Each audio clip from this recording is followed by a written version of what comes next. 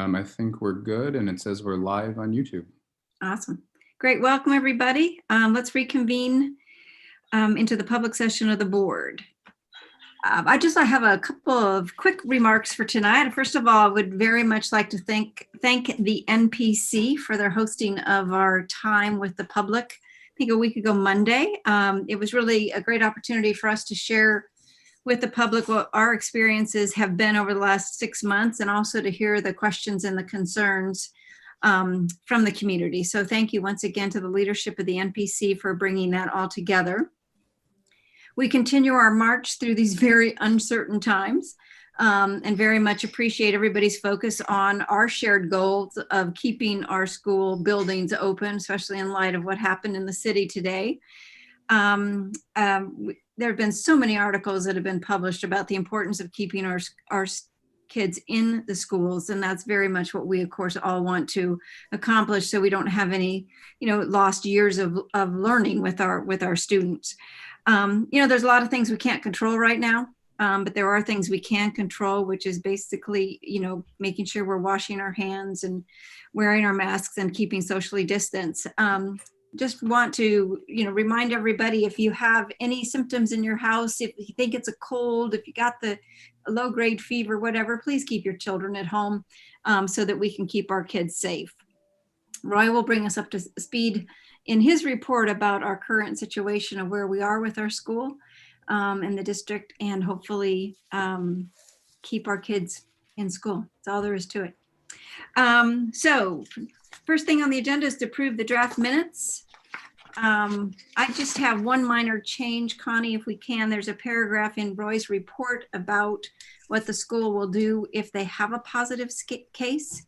And we would just like to change it to could versus would. Is that, what page is that on? See, now you got me caught. Okay, I'll search for it. I'll highlight it for you and send it over to you. That's I had okay. it before. Anybody else have any questions or comments on the minutes? Okay, may I have a motion to approve? So moved. Jack and John, Connie. Got it. Okay. And with that, we can move to the highlight of the night, the auditor's report. Heather Briggs is with us. She's from the Bonadio Group, who's our independent auditor. They have reviewed the audit with the audit committee last week, and Heather is here to present it to the full board and answer any questions so that we can ship it up to New York State. And with Welcome, that, Heather. Good evening, everyone. I'm assuming you all have the materials in front of you, being that this is a virtual meeting, but I definitely want to thank Dan and Terry for help with the audit this year. I know it was definitely challenging, and we're happy that school district season is over and we can move on and hopefully next year have an easier year. The first item that I'd like to go over would be the required communications letter. At the completion of the audit, we are required by professional standards to go over a few things at the completion of the audit. In summary, this basically says that GASB 95 was adopted. 95 was very good GASB for everybody. What it did was it allowed the delay of implementation of a laundry list of GASBs included in that. GASB 84, which would have been effective for the June 30th, 2020 year end. And that was very helpful in that it lessened the burden on the district itself, along with the lease standard. And that'll be a year or so down the road now. So that GASB was very, very helpful in the COVID situation. This also speaks to some estimates in your financial statements and where those estimates can be viewed and how significant and why they are significant. We had no difficulties in performing our audit procedures. There is a listing of journal entries attached to this letter that were needed to close the books. And we did receive management's representation letter in accordance with the rules under audit standards at the completion of the audit. Moving on to the executive summary. basically talking to the deliverables. We went over this with the audit committee a week ago. The highlights of the financial statements is that you had an unmodified opinion. That's the highest opinion you may receive. What it really means is that your financial statements, we believe, are free from any material misstatement and they are presented fairly. In the back of your audit report, you have what's called the Yellow Book report or the Government Auditing Standards report that talks to your internal controls over financial reporting. We don't give an opinion on your internal controls, but we do use them to plan and perform our audit procedures. And should anything come to our attention that rose to the level of a material weakness or a significant deficiency, they would be in there, and there are none. Some key highlights for the year. The COVID closure, you had a slight budget surplus because of that. There were some 20% aid reductions, and that didn't really significantly affect your district as much as it did very many other districts around the state. You were under your 4% fund balance.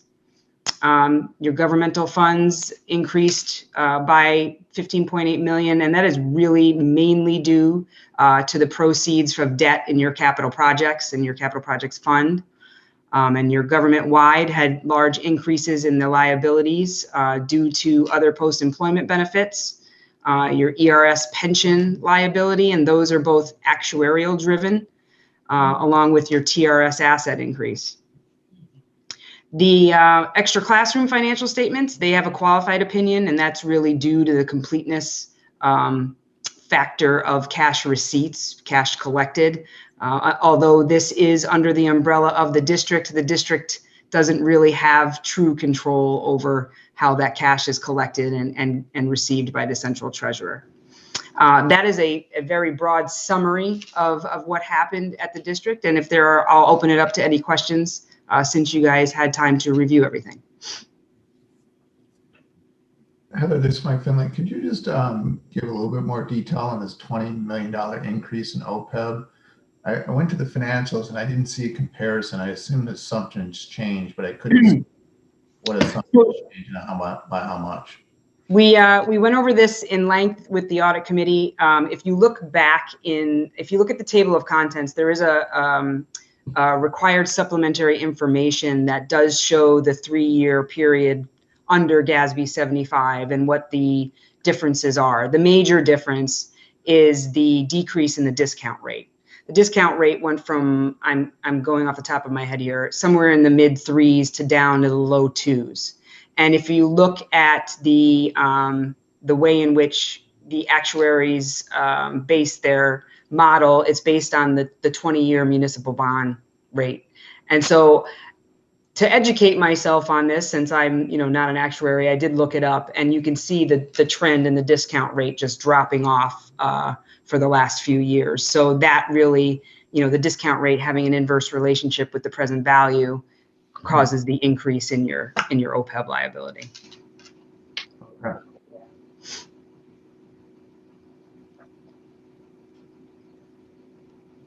John, do you have anything you want to add from an audit committee chair perspective? Not really. I mean, I think our financials are pretty clear as mud. So not the easiest things to get through. We spent an hour on basically the OPEB and the other kinds of liabilities, but I think we concluded that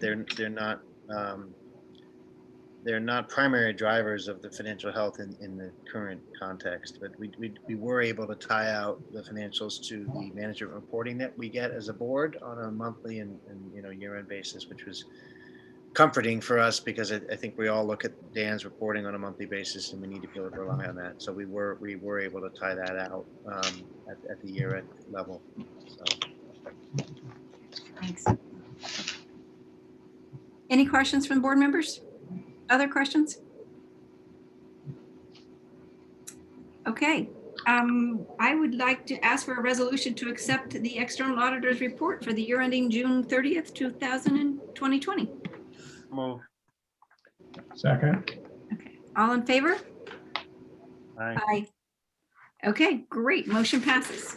Thank you, Heather. With that, you can sign off.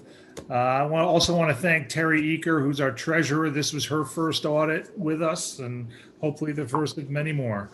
It was our first remote audit as well. And thank you, Heather, for your patience.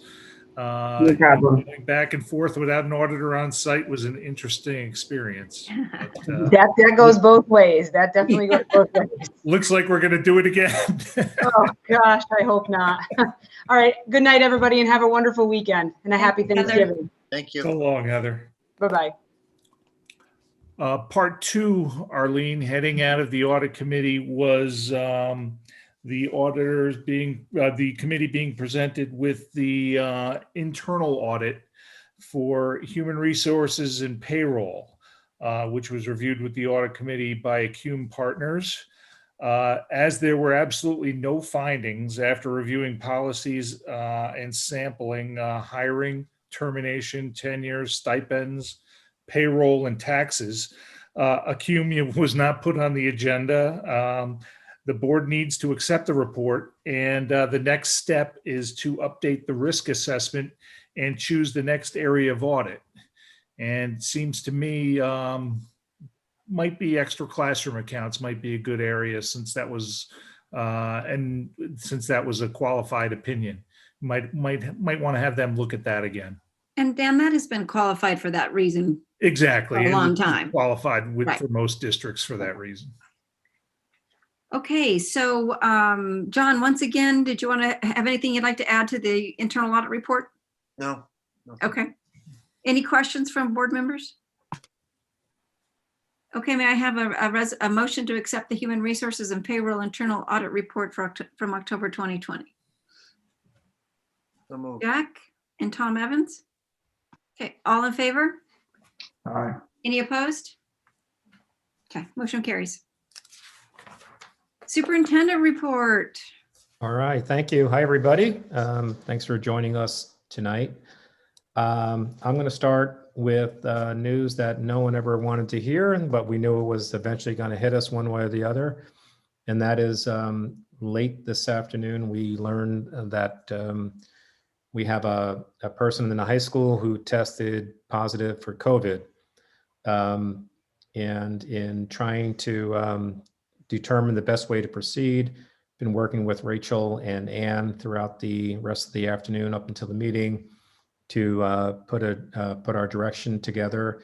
And a letter will be going home to the community leader this evening, and we're going to be asking that all 9th grade students to be learning remotely tomorrow, Friday, as we conduct a full-scale contact tracing to see what we need to do moving forward. We believe that the rest of the school, elementary school, middle school, and grades 10 through 12 can come to school safely tomorrow in person. But we do need to have the students in 9th grade, as well as the teachers that have been involved and are considered close contacts to the individual, to also stay home. They will need to be quarantined for 14 days. Moving forward, any student who was determined to be a close contact, we worked with the Department of Health to determine that, will be notified and asked to quarantine also for 14 days. The downside is that we have to switch to remote learning for a group of students. I guess we have a silver lining that it's not the entire high school at the moment, or the other schools as well. So we'll keep on hoping and keep our fingers crossed about that. We were hoping to get through Thanksgiving. We almost made it. But it just, emphasizes the points that we all need to remain vigilant, because anything like this can happen anytime. We've said all along, it's a fragile environment and can be changing at any time for any of us. And we really need you to adhere to the proper protocols of social distancing, mask wearing, washing of hands, et cetera. We need you to be smart and be together with us, because it is a real partnership. And so far, hats off to everybody for doing such a great job. And we won't let this one particular case derail us from our mission to have as many students in as long as we can, as safely as we can. So again, Unfortunately, we'll have to have ninth graders learning remotely, but hopefully we'll move forward from there. So that's that. I want to update again on the microcluster strategy that the state has come up with. I've been speaking at each of the council meetings this week and the foundation meeting, kind of updating everybody. But as you all know, the state has come up with a microcluster strategy of yellow zones, orange zones, and red zones. Districts that are designated to be the yellow zone means you have a requirement that if you want to stay open for in-person instruction, you have to test 20% of your in-person population over a 2-week period. You can remain open during those 2 weeks. And based on the results of that testing, if your results are below our geographic rate, which is be our county rate, then you're done with testing. As long as you're done with testing for that yellow zone period. If your rate is above that, then you have to continue testing. So we have been working on putting plans together and plans in place should this happen to us. Right now, I will tell you it's not imminent that Bronxville will be placed in the yellow zone. We were told that if we were heading that way, we would be called and contacted. We have not. So we want to keep on staying safe. There have been a number of Westchester districts announced today that have been placed in the yellow zone. Right now, we have Portchester, who was moved from yellow to orange. We have parts of Yonkers in the yellow zone. New Rochelle, Tarrytown, Ossining, and Peekskill have all been placed in the yellow zone, so they'll be required to do the testing. Hopefully that won't happen, but if it does, we'll be ready.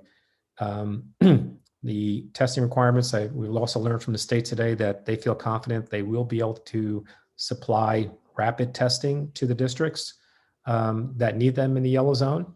The only caveat to that is you have to get certified, if you will, to administer the test.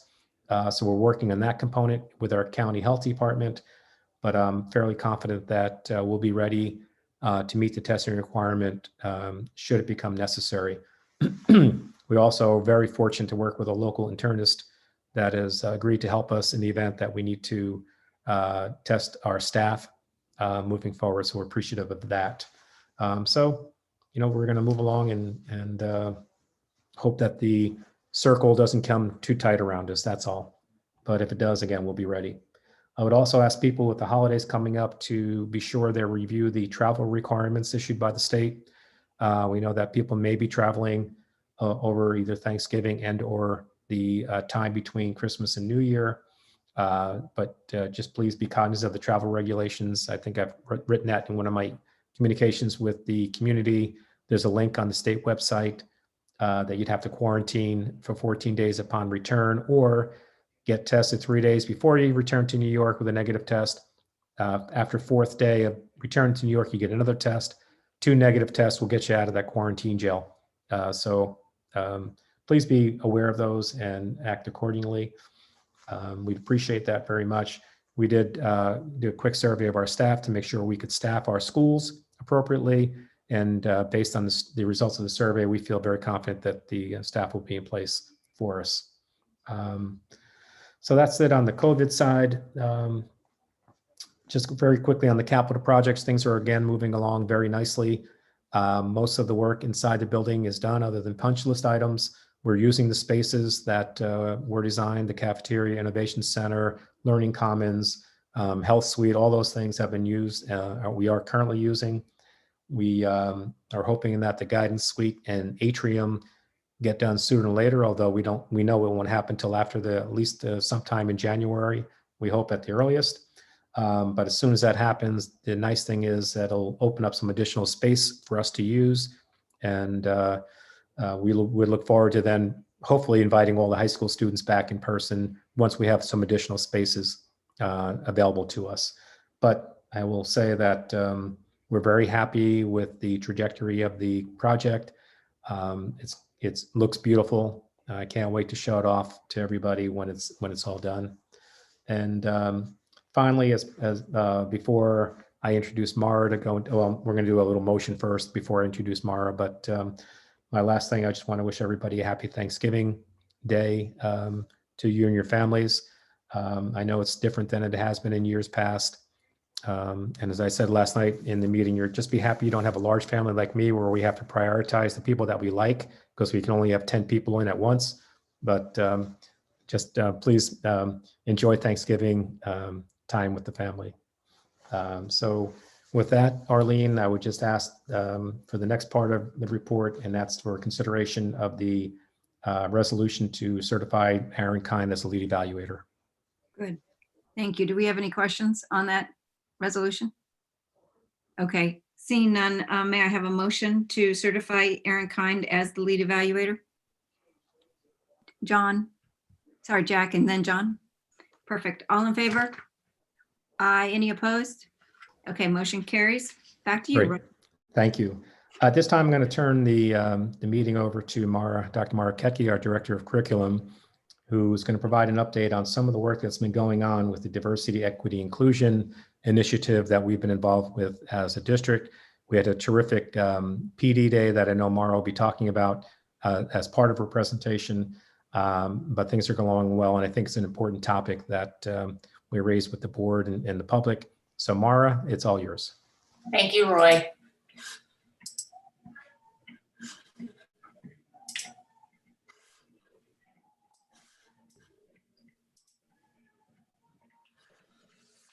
Okay, so thank you again, Roy. It's my pleasure tonight to talk to you a little bit about the diversity, equity, and inclusion work we have been focusing on in the district. So discussions around diversity, equity, and inclusion are really all around us. You can pick up any publication or go into any bookstore, and there will be books on the importance of having this conversation, having these conversations, as well as how to go about them. But I wanted to start by talking a little bit more about the why tonight, in addition that it is really the right thing to do to have conversations around these issues.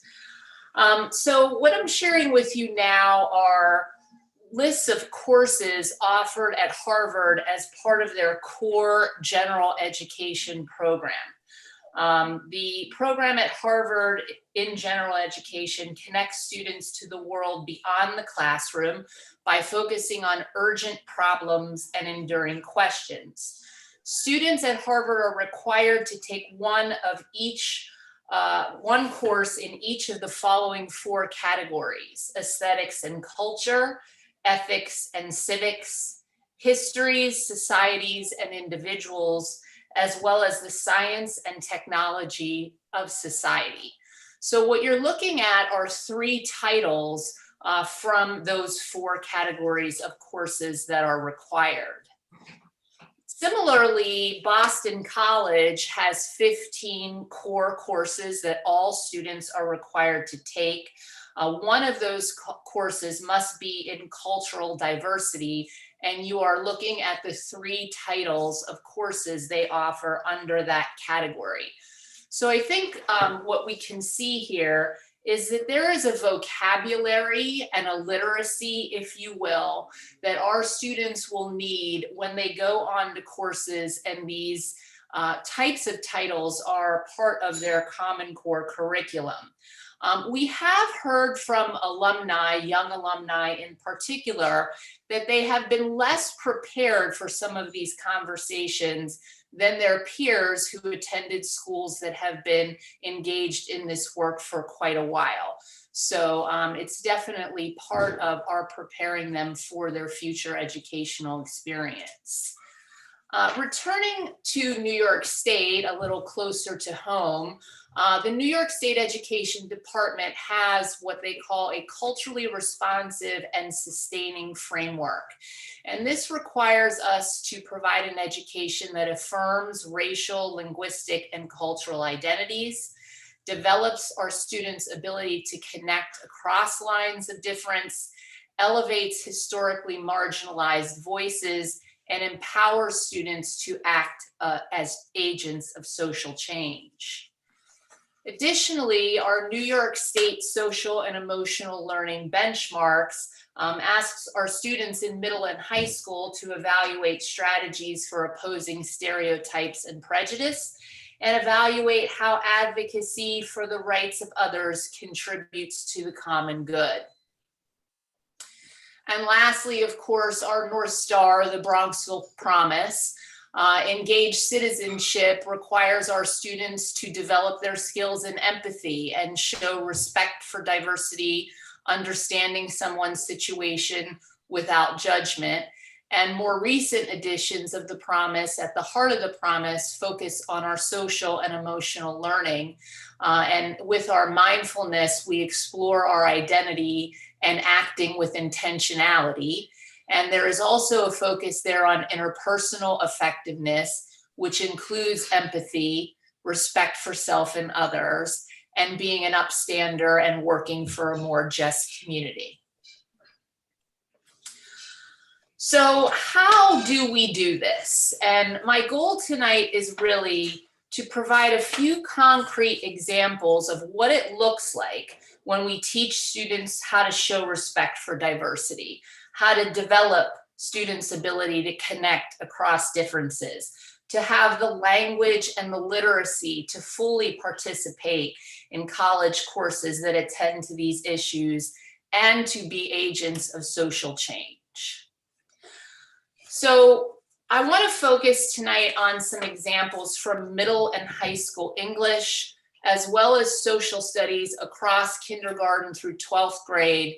And I'll specifically share a planned lesson to be piloted in the spring in middle school advisory. Similar lessons are offered in our elementary school CARES program and as part of our freshman transition.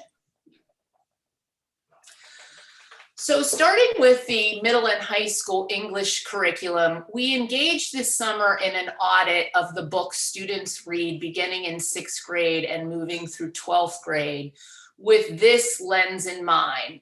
This comes from Dr. Rudine Sims Bishop from the Ohio State University. She is considered the mother of multicultural literature.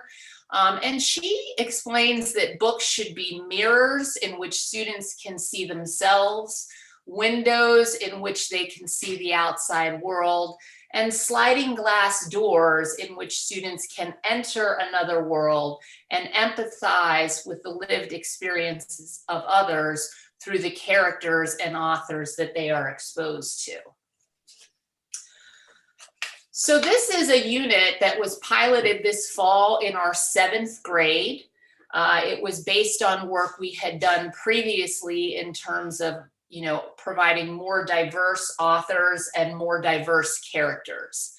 All students read as a whole class novel the book Ghost by Jason Reynolds. It was a National Book Award finalist. Jason Reynolds is an African-American male author.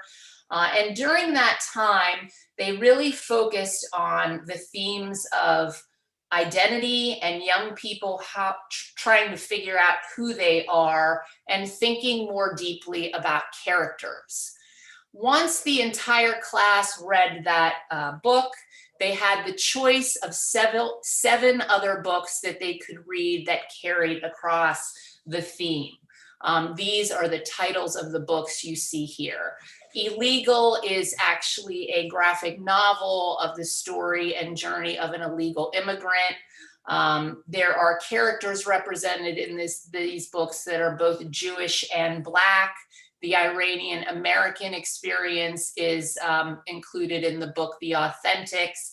And of course, many people are familiar with The Outsiders, which explores class issues and rich and poor. So students had an opportunity to engage in, choice with the additional 7 books.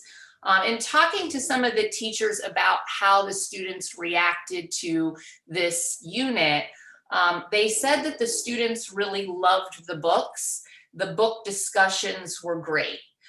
Many of the students shared that the characters were complicated and multidimensional and seemed more like real people. One student shared that he really loved the book Harbor Me because he could really understand and empathize with the experiences of the characters and the grief they felt. Another student shared that the book showed him a different side that he often thought people who got themselves into bad trouble were foolish.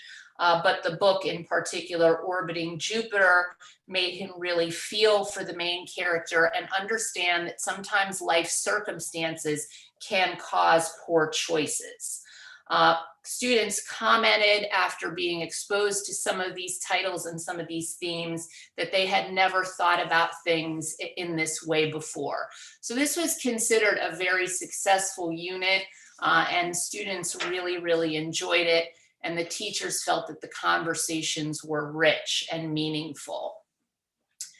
Similarly, we're looking at a redesign of our Kindred unit. Kindred is a book written by Octavia Butler. She is a Black female author. She uses time travel to explore issues of race during the 1800s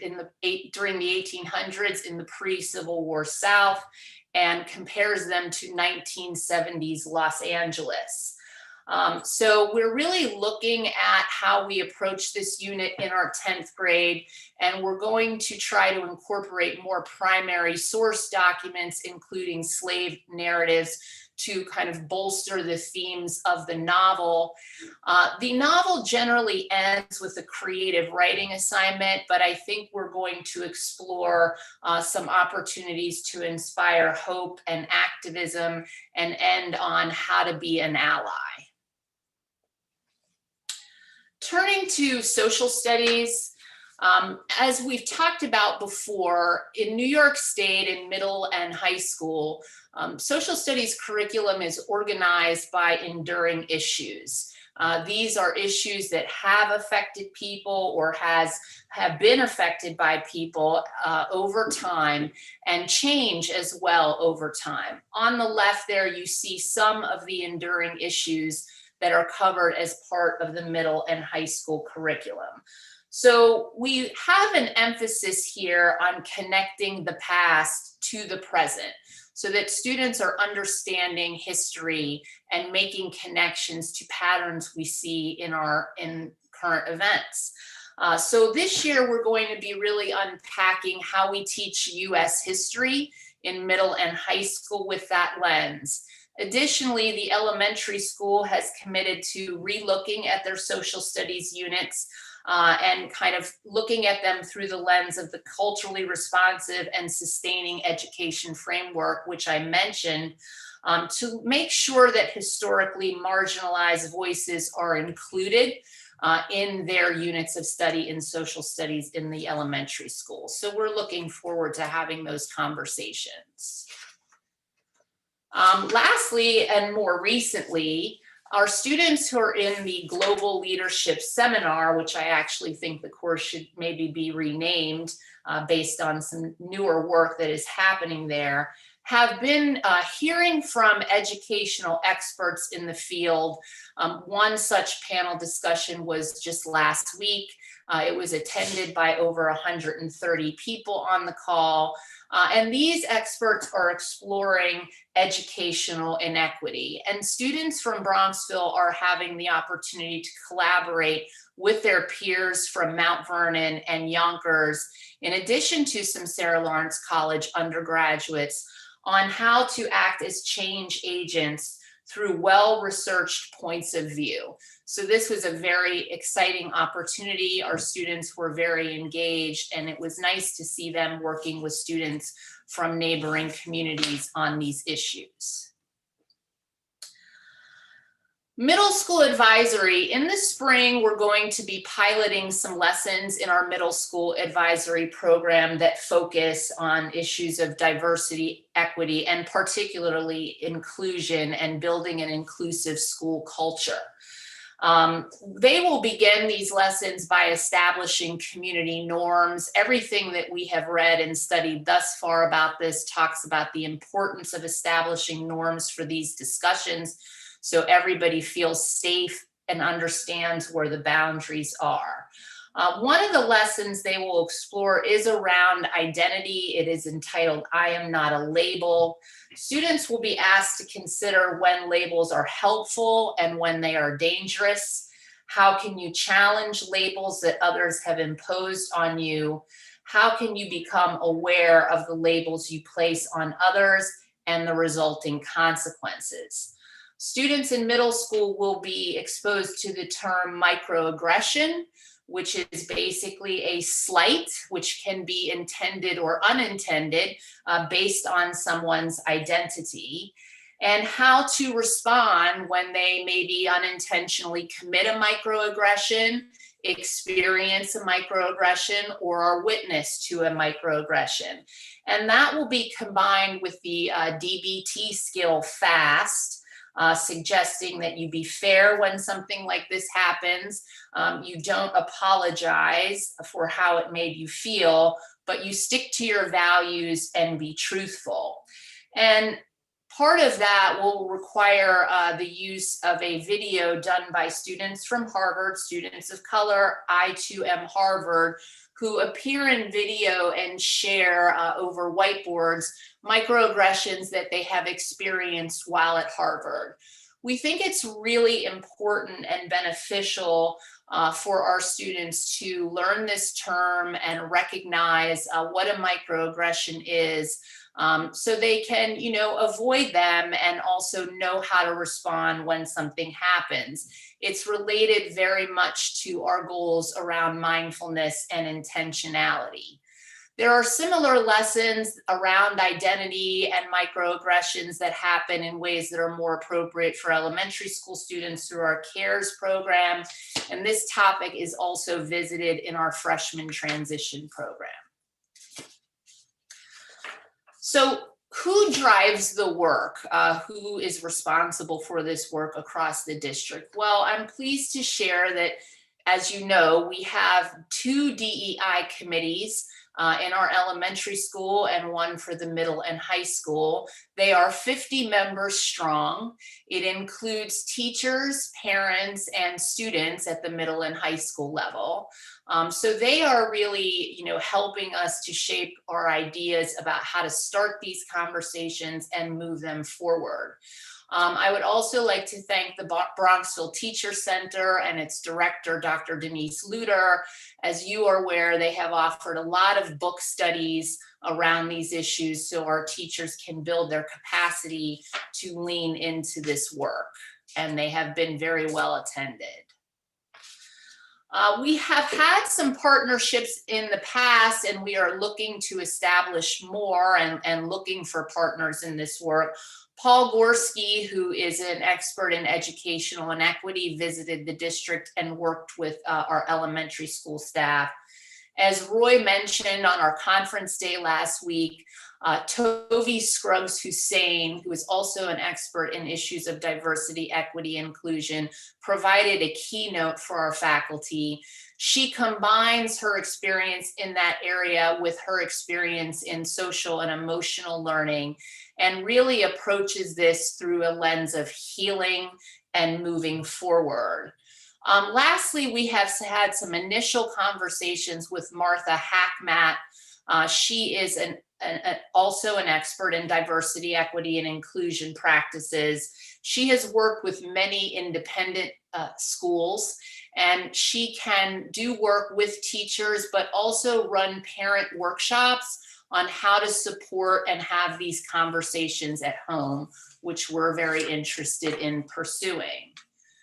I wanted to just share this as well. When Tovi Scruggs-Hussain spoke with our faculty, she gave us some sentence starters we recognize that these conversations are uncomfortable and difficult.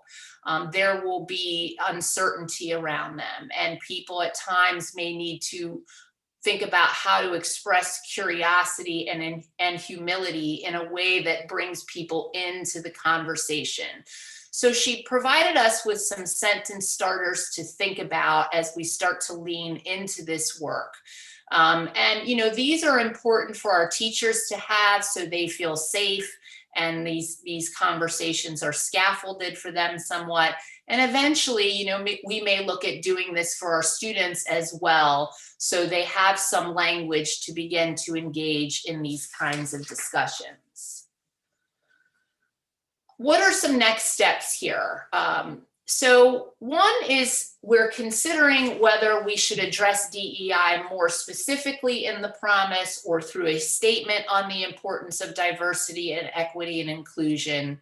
We want to make sure that we build understanding with our faculty and with our parents, and build the skills in the language, the facilitation techniques that it will take to have productive dialogue around these issues, as well as a culture that allows for making mistakes. We recognize that these are difficult conversations, and we're going to make mistakes when we have them. But the important part is that we do have them and we do engage in them. And I'm looking forward to discussing some of these next steps in more detail with the strategies and curriculum committee. And lastly, I just want to end with this quote by Maya Angelou: do the best you can until you know better. And then when you know better, you do better. And I think this is an important point for us to keep in mind. This is a long-term commitment, and we recognize that we are going to do the best we can. And as we continue to learn how to facilitate these conversations more effectively, we will get better at them. And just having that as a mindset, I think, is really important as we lean into these conversations across the district and the broader community.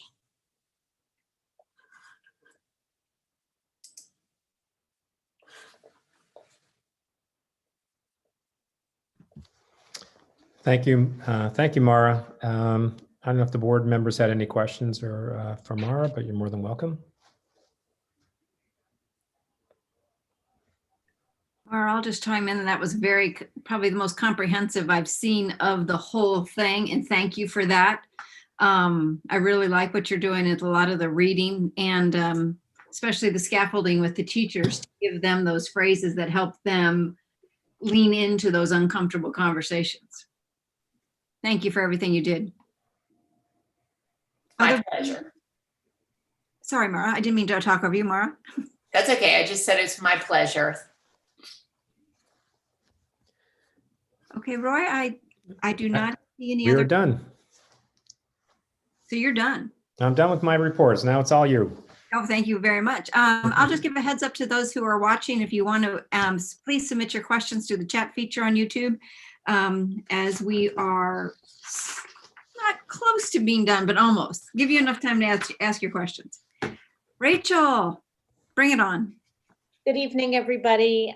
Before I put some resolutions before you this evening, I wanted to just give a quick shout out to people and payroll and human resources that are so critical to our work every day and really contributed greatly to that audit report that we did so well on. And that is Flora Costarella, who is new to us in payroll. So that feels very good to her to have this audit, and as well as Barbara Vitaliano in terms of human resources. So I just wanted to acknowledge their hard work and tremendous efforts every day. Rachel, thank you for that, because they're the heart and soul. So thank you. You bet. So the resolutions before you this evening, the first four have to do with leaves. And then the next two have to do with revisions based on those leaves to both our advisory program as well as to our mentoring program. The leave replacements, again, are related directly to the leaves above. And those are teachers that we have in place to cover our leave replacements. In terms of hourly employees, we did have two resignations of teacher aides, and we're fortunate enough with under Rakia's leadership, thank you, Rakia, that we were able to find two outstanding replacements. And in addition, we have a substitute nurse, and then a minor change to some of the co-curricular stipends based on how we are providing them this fall, as well to the fall coaches roster. You also have before you a winter coaches roster. It is preliminary in that it has the coaches we would like you to approve for winter. They do not include stipends yet, because as you know, we don't know details about the length of season, et cetera. And once we do know that, we can calculate those stipends and put them before you for approval. So we just have the people today, stipends to come. Correct. So if you would consider resolution A through Q, please. Any questions? Okay, may I have a motion to approve A through Q? Oh, Q. John, are you approving or is that a question? No. No, sorry, Jack, apologize. He's approving. I was moving. Oh, you were moving, good, thank you. And did you get a second, Connie? Second. Use your male voice. All in favor? Aye. Aye. Any opposed? Okay, Mr. Carlin. Thank you, Rachel. Thank you.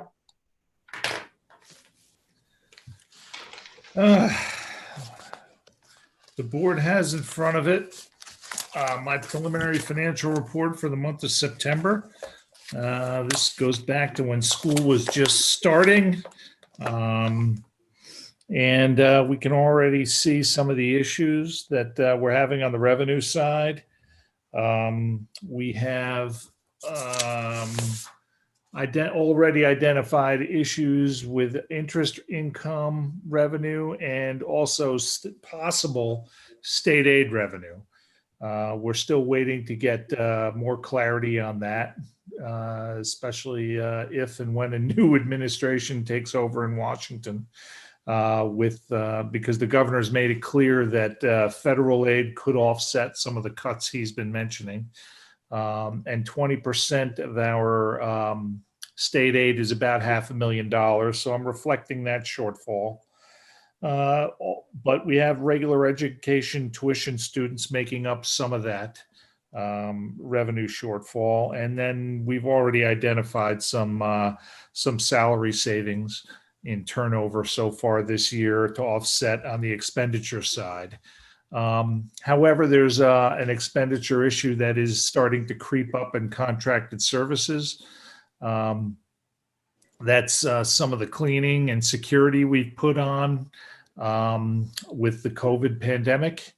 And,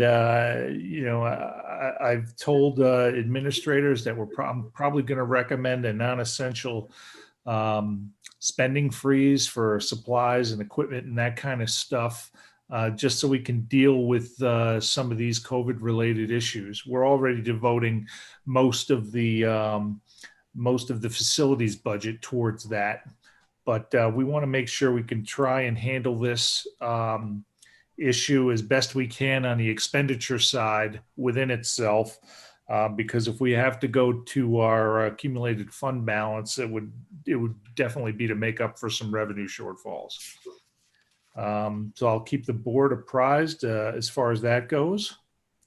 Be happy to take any questions on where we are financially at the moment. Dan, can you remind us the difference between the 2020 original budget and the 2020-21 adjusted budget and the expenditure side? Sure, that's carried over purchase orders. And a lot of that was with the COVID purchase orders we encumbered at the end of the prior fiscal year to purchase a lot of the PPE and related acrylic barriers and things of that nature. The foundation helped us out with a lot of that, but we had to put a lot of our own money into it as well. And so they're just purchase orders that were not liquidated in the prior year that increased the budget for when those invoices come in the current year. So are there funds available to cover those? Yeah, those funds were brought over from the prior year's budget and are reflected in they were taken out before the bottom line in the prior year. Yeah, they're not in the revenue line. They're not in the revenue column.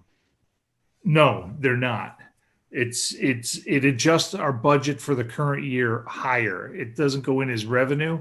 It kind of goes into adjust the expenditure budget beyond what was approved by voters when you carry those purchase orders over.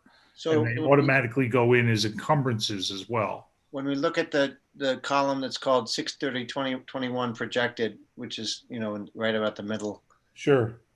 is the way to compare the 50,707 to the 49,574 down below in expenditures.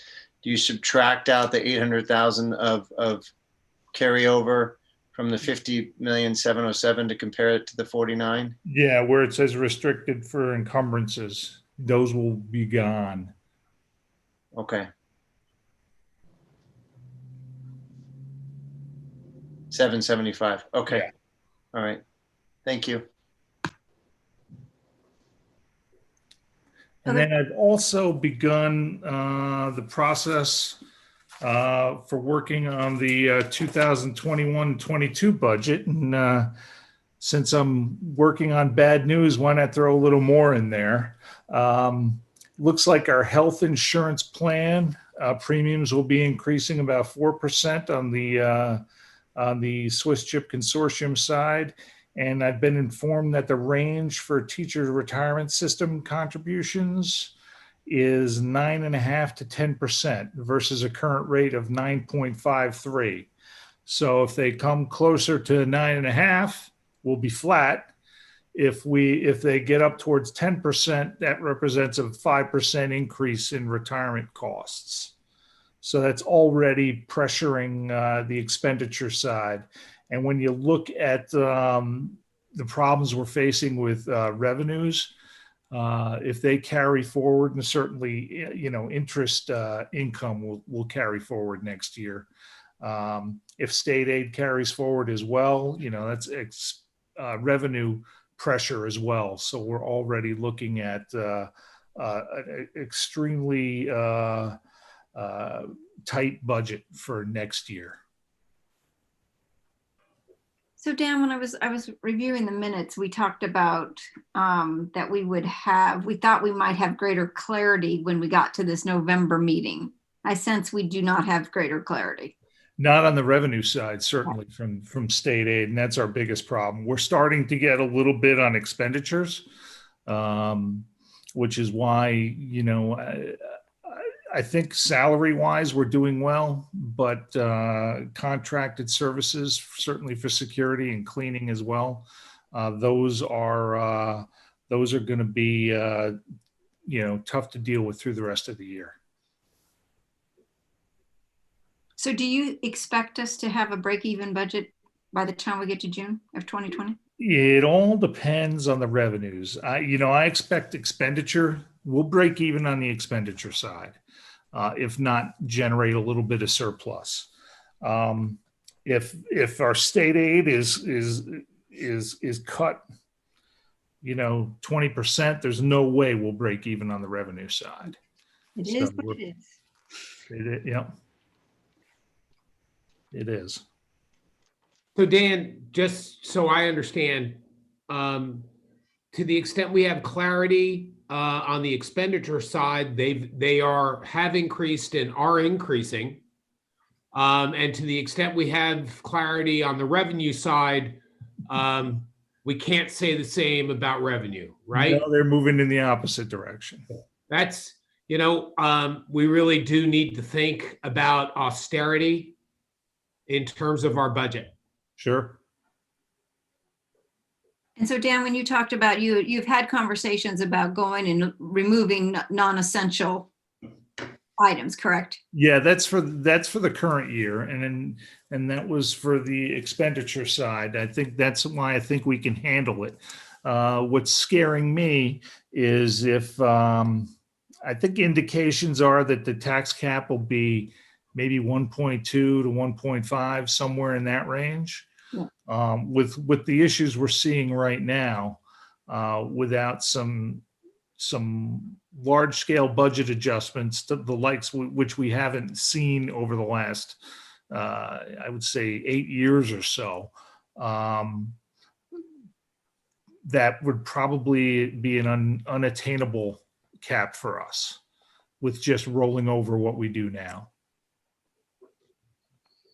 And we'll be in a better position to have those conversations by that February budget meeting? Sure. I'll get the board. The way we usually do this is I roll over what we're doing now. and what the cost of that is, and then adjusting for revenue issues that I see. And that will be in the board's hands before the break to just give everybody a black cloud for the holiday season. And then, the administration, we work on that, and the finance committee and the board through January into the February budget presentation and public hearing and meeting and work session and all that stuff. Other questions, comments from board members?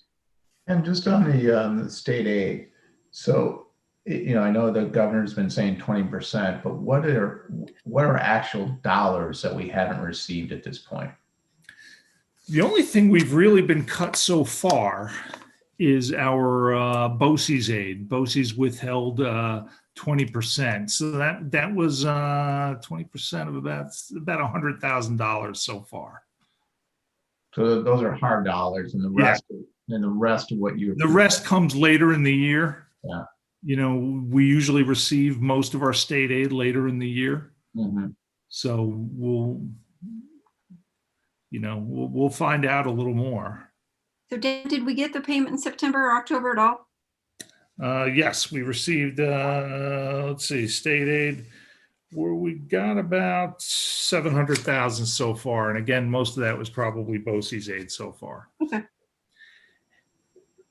But, something that I was a little surprised of, I think we're going to make our sales tax budget. I was worried about that one, but we had, it went really, sales tax revenues went down for the, I guess it was the second quarter of 2020, but then they bounced right back up third quarter, which would be the June to September period. Well, with that good news, would you like to continue on with the foundation grants? Yes, we get a lot of support from the foundation, and we are forever grateful to the foundation. And tonight we're especially grateful for 2 off-cycle grants. We have donations of $7,500 for staff development for teacher leaders and $20,400 for elementary school math curriculum and related professional development. Everybody, we all know what the foundation does for us, and I'd recommend that we accept these with gratitude. Great. May I have a motion? Second. Awesome. All in favor? Aye. Any opposed? Okay, Connie, the motion carries, and I too agree. Thank you ever so much for the foundation for everything that they've done, especially through some of these really these uncertain times that we've been through. Dan, continue on. Yes, I think Roy gave a pretty good facilities update during his report. We're down to mostly punch list items on everything except the atrium addition and the guidance suite. So things are looking good. I gave the facilities committee an update on where we are financially with the project budget, and we're in good shape. We have well over $500,000 left in the budget for contingency, and change orders have been a very low percentage of the overall project, which is, I think shows our architect and construction manager, kept things under tight control. And we're very happy with that. Great news. And we just want them to finish up and get the heck out of here. Out of your school. Which will probably be a few months. Okay, great. Moving us right along then to the policy review. Roy, this is our second second reading of the parent and family engagement. It is. So second reading, it'll be approved as an updated policy for Title I. Any comments or questions from the board members? If not, may I have a motion to approve the? So moved. So moved. Second? Jack seconded. All in favor? Aye. Aye. Any opposed? Motion carries. Okay, board reports. I think John already covered the audit committee. Jack, was there a finance committee? Not a finance, facilities Next week, next week? after Thanksgiving. Okay, anything from finance? Wasn't any meeting. No. Okay. Then let's just move into public discussion. Do we have any questions in the queue? Nope. Nothing in the queue. All right. In that case, I'd love a motion to adjourn. Great. I'd like to echo Roy, happy Thanksgiving to everybody. Oh, so moved. Second, sorry, got so excited. Got it, Connie? All in favor? Aye. Aye. Have a wonderful Thanksgiving, everybody. You Thank too. you. Bye-bye. Bye.